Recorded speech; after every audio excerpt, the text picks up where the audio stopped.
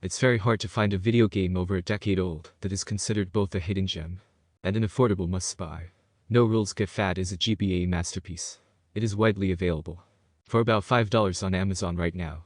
The game was overlooked when originally released in 2001, but it could be compared to the Jackrabbit series and other high-quality 32-bit platformers.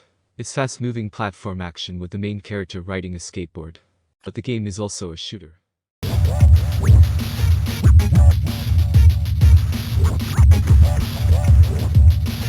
No Rules Get Phat is a tribute to 90s platformers released just outside that very decade. That may have seemed unoriginal at the time, but we can't get enough of this gameplay if done right in the distant future of 2021.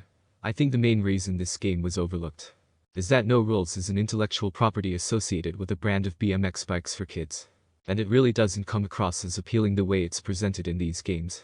The less said about it the better, but I literally can't think of a worse intellectual property than No Rules after reading the dialogue in this game. But you don't judge a 90s platformer by its dialogue, you judge it by comparing it to other 90s platformers. While it's not quite on par with Mario, Sonic or in my opinion the underrated Jackrabbit, it's a must-play experience that is like a developer made a European-style platformer for the TurboGrafx-16.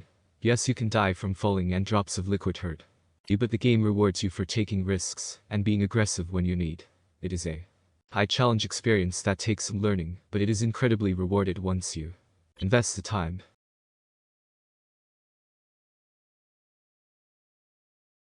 No Rules Get Phat was developed by a team named Flying Tiger Entertainment, a company that is still around today and has transitioned into primarily being a mobile developer. They have an impressive work history outside of this title that includes making interactive entertainment for Disney and working very closely with Hudson Soft. They were founded by Johnny Branstetter, the man who ran the American TurboGrafx market. It really shows as this game would fit right into the console's carefully selected game library. Many people are aware that the TurboGrafx-16 was released under a different name in Japan just like almost every other console released at the time. However, Branstetter and his team targeted games that utilized turbo controls for release in order to make the console stand out from the competition. This was a great strategy as almost all of the titles released for the console were of decent quality, and it made the games feel like they were running faster than they were. No Rules Get Phat utilizes turbo on the same level as Legendary Axe, Bonk and those titles that were designed around the PC engine's signature turbo control pad. What takes the experience beyond the PC engine is the amazing enemy AI. You have to approach enemies with caution and fight strategically, or you will get overwhelmed. It's easy to dismiss the game if you don't put in some time to learn how to fight for your life and avoid enemy fire on your skateboard while fighting back. Once you do, the game is very rewarding. The combination of advanced physics and evolved combat makes the game feel like a true 32-bit experience. The game features a hands-drawn graphic style that looks okay when played on a GBA but looks much better when played on a Retron5 with graphics filters like you are seeing here. With the pixels upscaled and smoothed over, the game looks like it could be an early PlayStation 1 release. In-game environments look like they are right inside a comic drawn by a young child and feature some impressive parallax scrolling like you are seeing here. Level design can look a bit repetitive to the point you may get lost when first playing some levels, but overall the in-game aesthetics are nice to look at. On a scale of 1 to 5, I give the graphics a 4.5. The overall art style in this game isn't going to make a comeback anytime soon, but the hand-drawn effect the designers chose for this game looks amazing when they are upscaled. The environments are nicely animated with almost everything having noticeable depth to it. The only downfall is background animation is reused repeatedly, but overall a very impressive job was done on the game's visuals.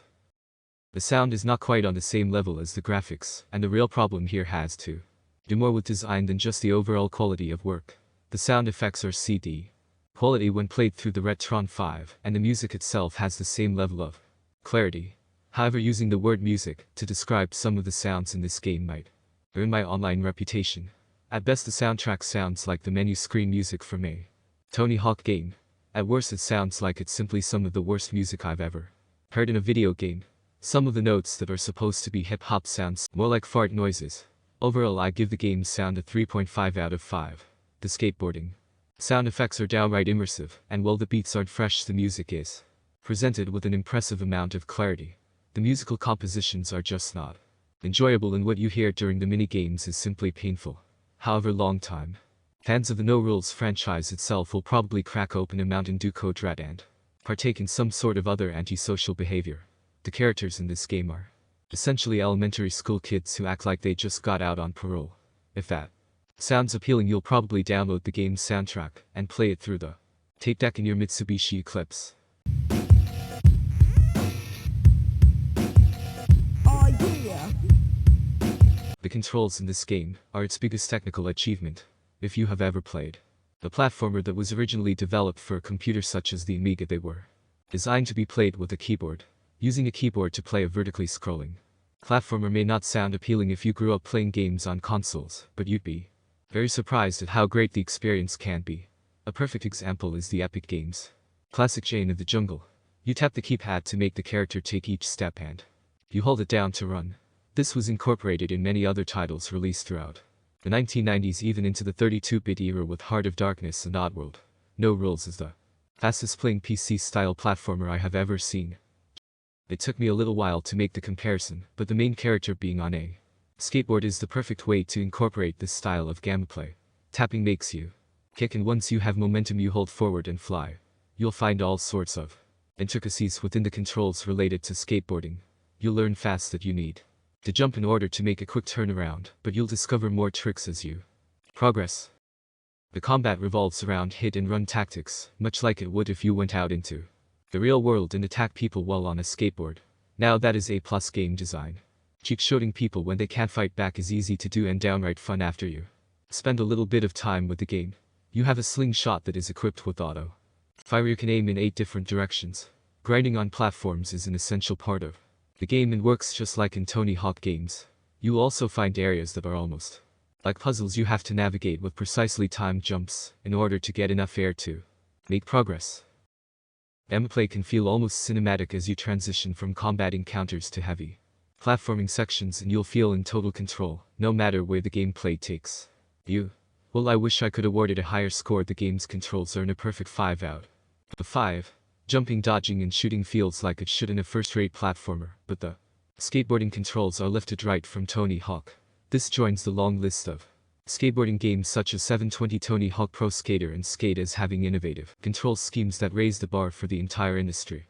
This is not a pick-up and play experience like a lot of great platformers are, but No Rules Get Phat is a true hidden gem. If you invest the time it takes to figure out the think before you act approach, you have an all-time classic to enjoy. The game packs an incredibly high challenge that will leave a lot of players frustrated. However, I actually had a very bad opinion about the game after my first playthrough, but fared much better after looking at some online walkthroughs. So in conclusion, No Rules is a very fun game that might be the best game you never played. It is a must-play for seasoned retro gamers, but maybe too much for novice players to handle. The games get a fun factor score of 4.5 out of 5. It's a lot like skateboarding. You will do nothing but fall down and get hurt unless you know what you are doing. Those who have the skills will find a great way to spend some free time. Its high level of challenge may be too much for some, but seasoned veterans will be hard-pressed to find a more rewarding platformer to try. If you played the Souls series, you know how rewarding this sort of experience can be if done right. High praise, but due praise. The issue that separates No Rules from top-tier AAA titles is that it was unfortunately developed on a budget. Levels recycle graphics so much you may have trouble keeping track of your progress. You are also forced to play a minigame between levels that I am certain is a version of DDR, developed exclusively for HAL. What the game lacks and polish it makes up for in character, as it is one you will definitely remember after playing. So if you want value out of your next consumer purchase, get a copy of No Rules Get Phat before the CIA finds out about it and starts an online campaign to inflate the price so they may further manipulate the global economy. Computer Games would also like to nominate No Rules as a title deserving of an HD re-release in the next decade. With some work done to improve the music and an overhaul of the between-level mini-games, this could be an award-winning title the second time around. At the very least, this title should be well known in the homebrew community, as the in-game engine is a canvas with unlimited possibilities. I could definitely see a Simpson game or maybe the unofficial sequel to Back to the Future 2 for the Super Famicom being made from the game build. Well, it's been fun talking about a new discovery.